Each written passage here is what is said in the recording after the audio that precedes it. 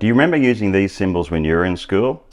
They were used to label quantities that were greater than or less than another after you compared them.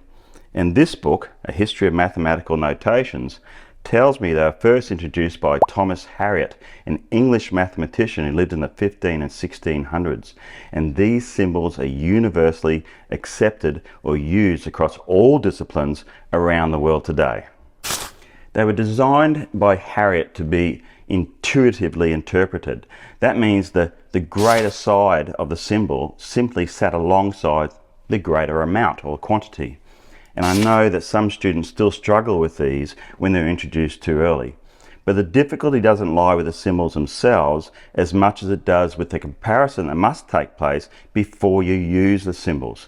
And this can be really challenging when the quantities you're comparing are fractions such as these. In this episode, I'm going to show you the 3 comparison strategies that should be taught in elementary or primary school today. And if you hang around to the end, I'm going to give you an exercise to test your own understanding of all 3 strategies.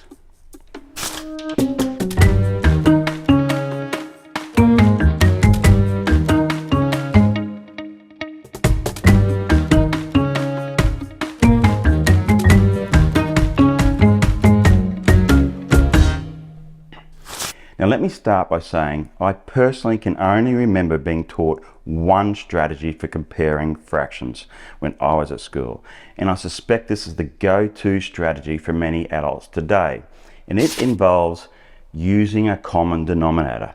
Let's take a look. Here are 2 fractions. When denominators are the same size, it is easy to compare the numerators.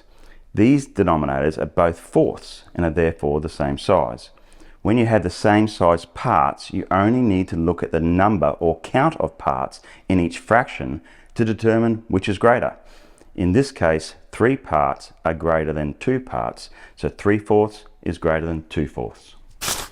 In short, if the denominators are the same, you can compare the numerators.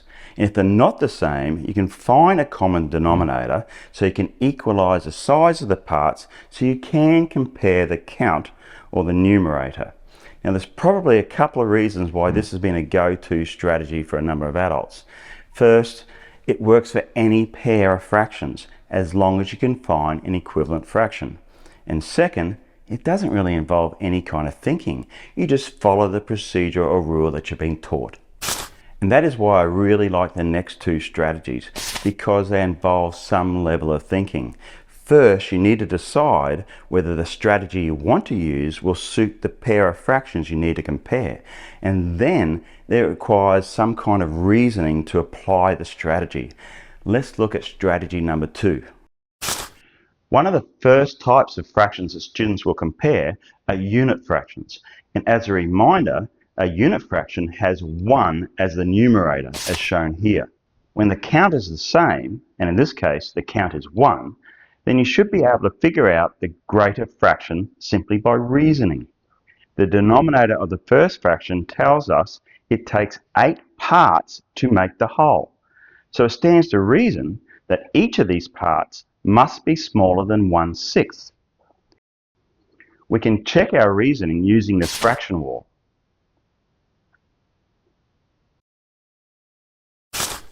The same reasoning can be applied beyond unit fractions. Essentially, if the numerators are the same, we can compare the denominators. Let's look at this pair of fractions.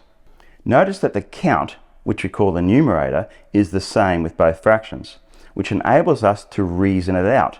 We know 6 are smaller than fifths, so 3/5 must be greater than 3/6.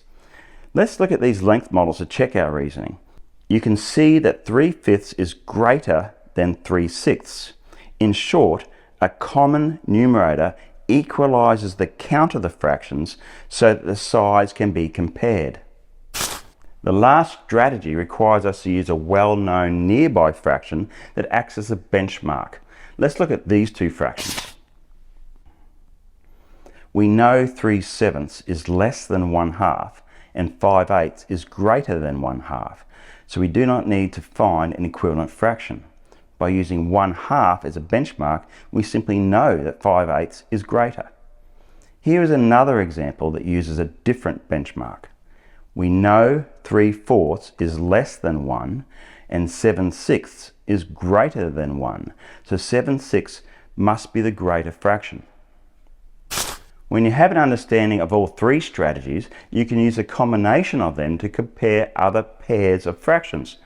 For example, look at this pair of fractions. You can reason this out using what you know about unit fractions and benchmarks. We know 5/6 is only 1/6 away from 1. Similarly, we know 7/8 is only 1/8 away from 1. So using an understanding of unit fractions, we know that each of the eighths will be smaller than the sixths. So it stands to reason that 7/8 is greater than 5/6. Now this is what I want you to do. 1.